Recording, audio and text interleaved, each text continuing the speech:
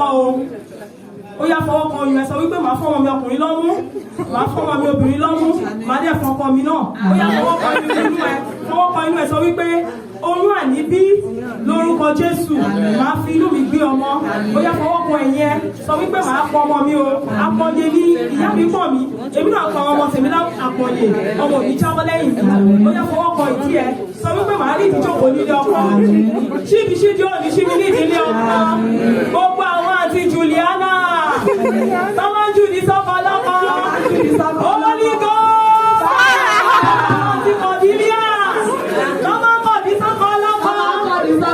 Holy Ghost àti Jíjí òkè tọ́wọ́n jù ní sọ́kọ lọ́kọ.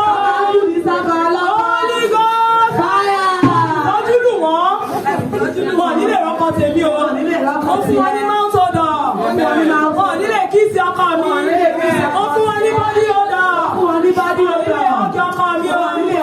Me and my husband will live together forever. Even now you buy me Bugatti, you buy me Ferrari, we will build houses together. Oh yeah, tell me where you want to build your houses. Everywhere in the world. God will make it so in Jesus' name.